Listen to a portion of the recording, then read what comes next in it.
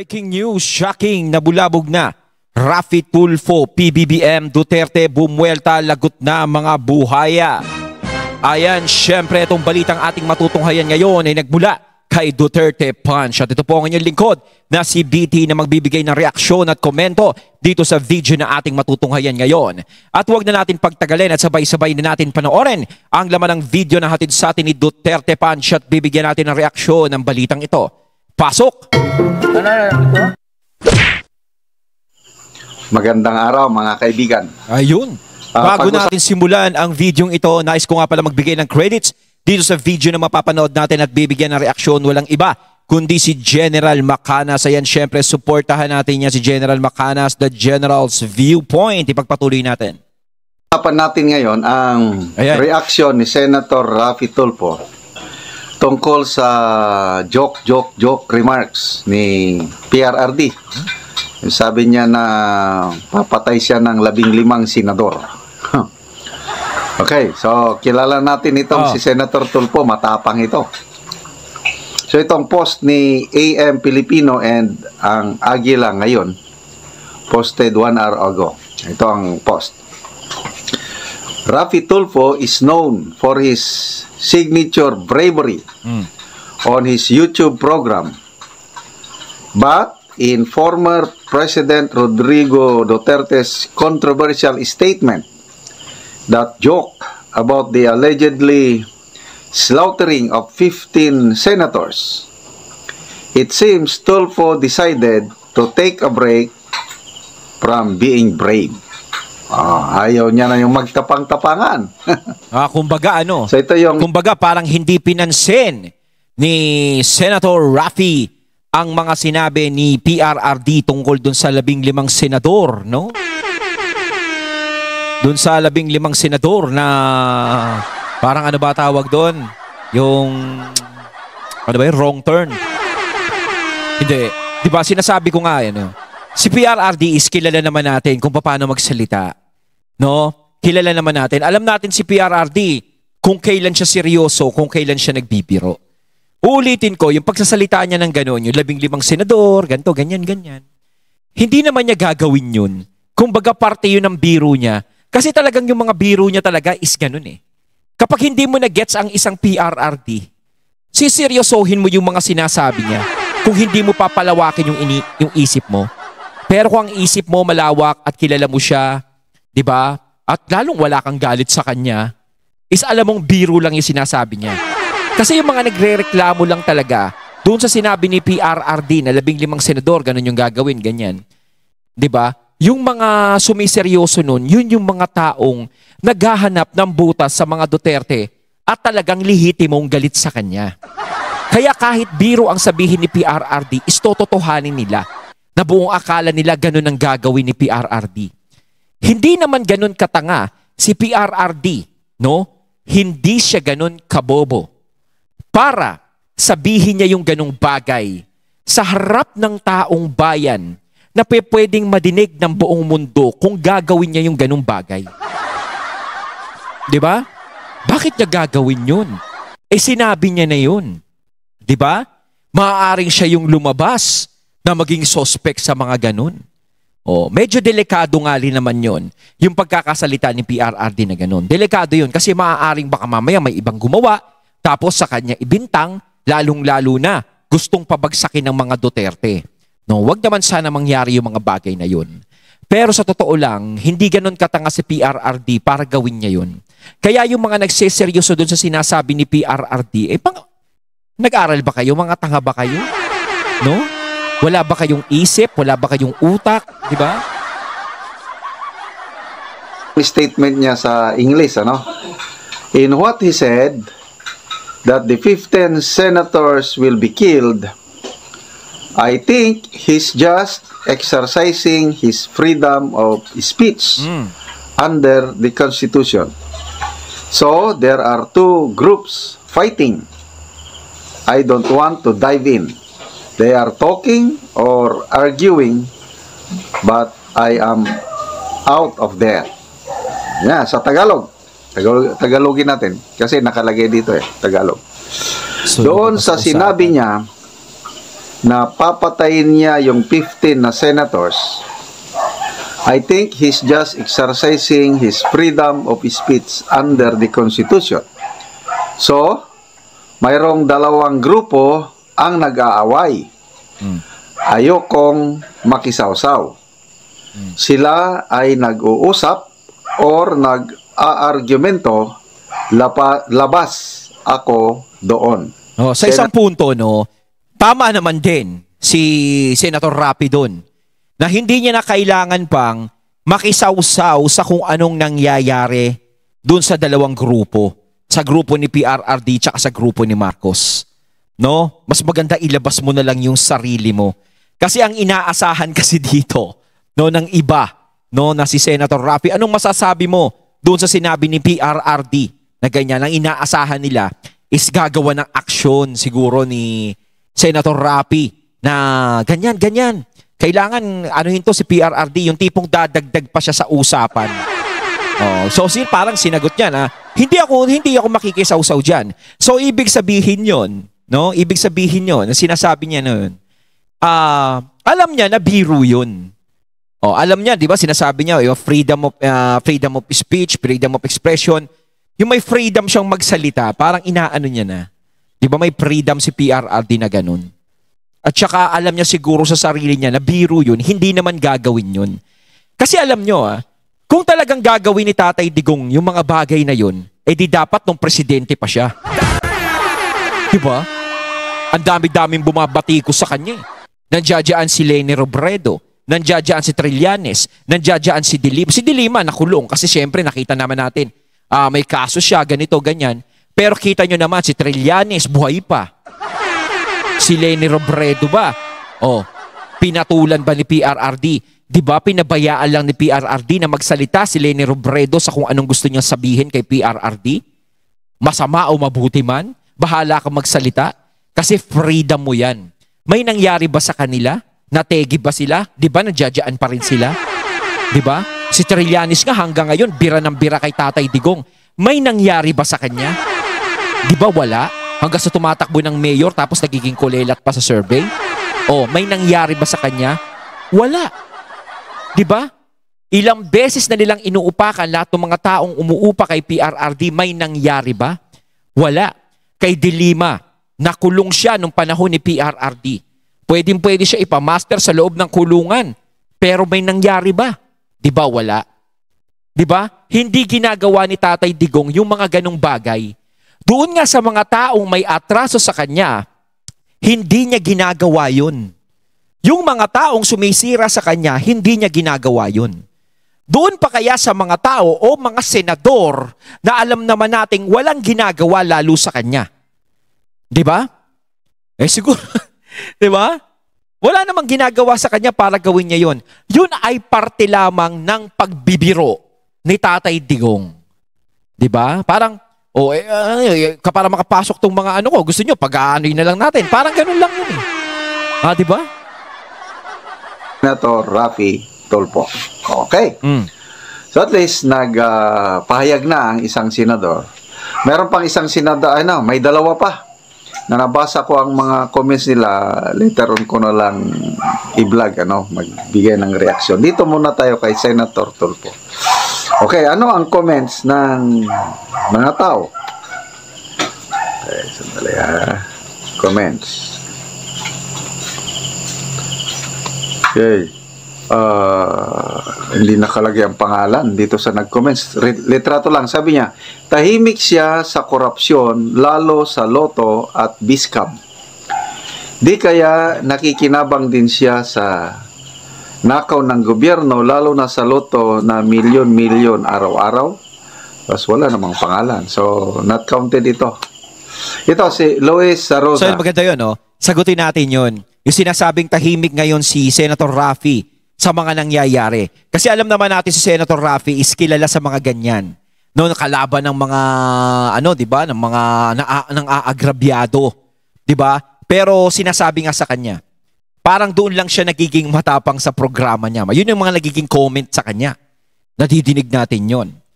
No, doon lang siya nagiging matapang sa programa niya. Parang nawala na yung Rapi Tulfo na pinapanood dati. na talagang matapang kahit sino binabangga, kapag nakakaagrabyado ng mga tao is talagang pinagtatanggol niya. Ngayon, hindi mo na siya nakikita sa mga ganong lagay. 'Di ba? Biglang natahimik ang isang Raffy Tulfo. 'Di ba doon sa Lotto? 'Di ba nakita naman natin inumpisahan niya, pero bandang gitna is biglang nawala siya sa scene. 'Di ba? Nawala siya sa usapan bigla. Kaya medyo yun na nagiging question. Maraming mga bagay ang nangyayari ngayon siguro na hinahanap yung presensya ni Senator Raffy. No, hinahanap yung presensya niya no, para kung ano ang gagawin niya sa mga nangyayari ngayon na katulad nito sa BICAM. 'Di ba? Bakit hindi ka nagsasalita? Ganito yung mga nangyayari sa bayan natin. Bakit hindi mo pinaglalaban yung karapatan ng mga Pilipino? May mga Pilipino na agrabyado ngayon, nadyan ka na sa pwesto mo, binoto ka namin, bakit ngayon hindi ka gumagalaw? Parang nawala na yung Raffy Tulfo na napanood namin. O, sa totoo lang, ako nararamdaman ko din, nakita ko, is parang nawala na yung tikas ni Senator Raffy. Parang hindi na katulad ng dati. Kaya ang iniisip ko na lang, siguro sa programa na lang yun eh. 'Di ba? Kasi alam naman natin ang Tulfo matapang. No, pero sinasabi nga ng ilan parang may limitasyon yung katapangan nila. Kumbaga pag nandiyadyaan na yung malaking kalaban, malalaking mga ano na, hindi na nila binabangga. Kaya tuloy na iisip ng ilan, ano ba? Nakokontrol ba kayo? Nakikinabang ba kayo? Yun yung nagiging komento sa kanila. 'Di ba? Kasi nasanay yung mga tao sa kanila na depender talaga sila eh. 'Di ba? Lalong-lalo na sa mga ganitong klaseng usapin. Kailangan nandiyadyaan ng mga tulpo. Kailangan yung mga tulpo nagsasalita sa mga ganyan. Pero hindi sila nag-iingay ngayon. Bagkos nakatahimik lang sila. Alam naman niya kung totoo o hindi ang isang pagbanta sa buhay. Nag-aral po siya. Kaya tignan nyo, ni isa sa mga Tulfo walang reaksyon. Kung hindi, kung yung mga ubob lang ang nagre-react. Respect. Yun nga, nakakapagtaka eh. Mga senador yung sinabihan na mga nag-react, yung congressman eh. Napapaghalataan mo na galit talaga sila sa mga Duterte. Hindelin Salingay. Playing safe mode muna si Uncle. Yun din ang unang tumatak sa isip ko, ano? Wow. Parang ganyan din eh. Playing safe. Mas mabuti na lang yung ganyang remark kaysa yung kongresista nga, Congressman Adjong. Mas maganda na yung ganon. No, sinasabi nga ni General Macanas, mas maganda na yung ganon. Na play safe ang isipin sa'yo, na tahimik ka. Kasi syempre, banggain mo ang mga Duterte, di ba? Pag binangga mo, yung suporta ng Duterte, hindi mo makukuha. Banggain mo ang mga Marcos, yung supporter ng mga Marcos, hindi mo makukuha. Parang nagsisigurado ka eh. Huwag ka na lang magsalita, hindi na lang ako sasama dyan. No, halimbawa, no, may nagsasabi sa akin na mali yung sinasabi ni PRRD dun sa sinabi niya. May nag-uudyok sa akin, hindi ako makikisama. Kasi kapag binanatan ko yan sa PRRD, kapag ginanyan ko yan, alam ko na mangyayari, lalong-lalo na, di ba? Alam niya na mangyayari, lalong-lalo na kung tatakbo ka pa sa susunod na eleksyon. Di ba? Kailangan alagaan mo yung image mo. Hindi ka naman, ang pag-iisip kasi ni Senator Raffy, hindi katulad ng pag-iisip ng mga ibang kongresista. No? Yung mga pag-iisip nila is talagang parang bahala na. 'Di ba? Bahala na kung ano mangyayari sa political career namin. Basta ang importante matanggal tong mga Duterte. Ganon. Hindi nila iniisip yung kinabukasan nila. Ang iniisip lang nila yung ngayon, kung ano yung magiging benepisyo sa kanila ngayon ng mga mangyayari. 'Di ba? Etong mga to, yung mga senador matatalino to. Hindi basta-basta susugod sa mga ganyan yan. Kasi alam nila na importante sa kanila yung political career nila at alam nila kung ano yung masisira sa kanila. Dito kasi sa mga kongresista, sino lang naman ang bumoboto dyan? By distrito lang naman yan. Hindi katulad ng mga senador. No? Buong Pilipinas ang boboto sa'yo. 'Di ba? Alam naman nila yon, Luzon, Visayas, Mindanao. Paano? Naririnig nila. Malakas ang mga Duterte sa Mindanao. Malakas sa Visayas. Kung hindi nila makuha yon, malamang talo sila.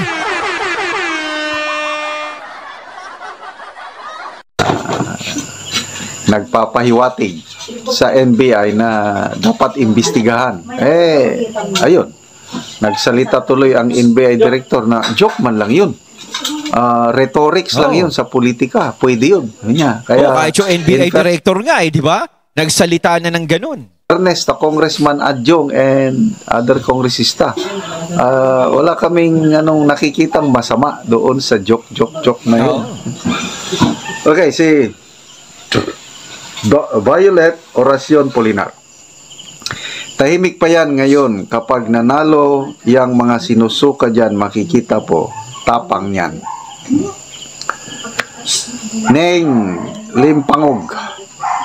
Para lang siya sawa, busog, kaya tahimik lang siya sa longga niya. Parang sinasabi na kapag nanalo yung mga senador ng kabila, is biglang mag-iingay si Senator Raffy, parang hinihintay niya lang yung mga kakampi, parang gano'n. Aba, ay isipin din naman ni Senator Raffy kung ano yung magiging future niya, di ba? Kasi syempre, sinasabi nung iba na baka manalo yung mga senador ni Marcos kasi lahat ng mga surveys na lumalabas ngayon, laging pasok lahat ng mga pangalan ng mga senador ni Marcos nung alyansa. 'Di ba? Lahat pasok. No? Siguro may nalaglag sila Amy, si ganto, si Tolentino nga pasok pa eh. 'Di ba? Mga nakakapasok sila. So siguro 'yun ang tinitignan talaga nila, yung survey na 'yun. Pero hindi ako naniniwala doon sa survey. Diba? Nakita ko nga si Kong Marcoleta, number 22. No? Pang 22 siya. Aba. Si Bongo, number 2. Si Bato, nakasama din naman doon sa mga pasok din. Silang dalawa lang yung nakikita nating pasok. Tapos pasok yung mga dati na. Yung mga nasa alyansa. Si Pacquiao, nandoon. Diba? Kayo mga katunay, naniniwala ba kayo doon? Kasi ang iniisip siguro dito, sinasabi, mag-iingay yan si Raffy kapag nanalo na yung mga senador ng alyansa. Diba doon na siya mag-iingay? Kasi nga, baka pwedeng ibote na siya sa susunod. Kung yung mga senador nga ng alyansa nakapasok siya pa kaya? Parang gano'n. Diba? Pero, nakikiramdam yan. Ako nararamdaman ko, nakikiramdam yan si Senator Raffy. Diba? Siguro hindi rin nagre-rely sa survey yan. No? Alam niyan. Ngayon, kung makapasok lahat yan, maaaring gano'n. Magkaroon siya ng fighting spirit. No, kung sakaling kakampi siya sa mga Marcos tapos titirahin niya yung mga Duterte, nakita niya, panalo lahat ng alyansa, nakapasok. Maaaring manalo ako sa susunod na eleksyon kahit upakan ko ng upakan tong mga Duterte. Pero kapag hindi naman nakapasok ang alyansa ngayong eleksyon na to at nanalo yung mga Duterte, hindi mo na maririnig magsalita yun si Senator Raffy laban sa mga Duterte. Diba? Kahit hingan siya ng comment about sa mga nasabi ni Tatay Digong, talagang hindi na magsasalita. Dahil alam mo na yung resulta Ba naman to? Jonathan Gabinete. Safe na safe. Matapang ka lang sa ordinaryong tao sa kaya mo. Hindi katapangan ang tawag doon. Ricardo Sunog Jr. Natatakot siya walang boto makukuha niya sa atin. Yun But ang don't sinasabi. vote for him. Kaya nagpe-play safe. Oo. George Montes Claros. Bahag ang buntot, binusalan ba naman? Zebi Ferrer. Sabi niya, subukan mo magsalita tungkol sa Duterte, bagsak din ang rating mo. Baka dyan ka na lulubog sa dati, saludo ka kay Duterte, ngayon BBM ka na kasi nga nagtatapalan ng pera. Terry Lagasan Dakalap. Opo, tama po kayo. Kasi sabi Pero ng ang ganda ng image dati ni Senator Raffy kung tutuusin. Di ba? Ang ganda ng image niya nung pa lang siya, napapanood natin sa radyo, napapakinggan sa radyo, napapanood sa TV. Di ba yung mga programa lang siya. Talagang kapag ikaw talaga pumasok sa politika, talagang ang image mo talaga ang hirap ibalanse. Talagang mayroong masisira ka, di ba ganyan? Hindi mo alam kung paano mo makukumbinsi uli yung mga tao na magtiwala sa iyo. 'Di ba? Nawawala ang tiwala sa iyo ng mga tao eh. Kasi kailangan maging ka diyan eh. Maging makatao ka talaga dahil pag ikaw nakikita kang ka lang, 'di ba pinapanigan ka, wala, masisira ka kaagad. 'Di ba? Kapag may kinikilingan ka lang. Kaya mas maganda kung hindi na lang siya tumakbong senador, 'di ba? Total kung gusto niya rin lang naman tumulong pwede naman siyang makatulong sa programa niya. Ang dami-dami siyang natutulungan. Sikat na sikat ka na sa ganun 'Di ba? Kaya ako nagtataka ako sa ibang mga kilalang tao kung bakit pa tumatakbo sa politika. Diba?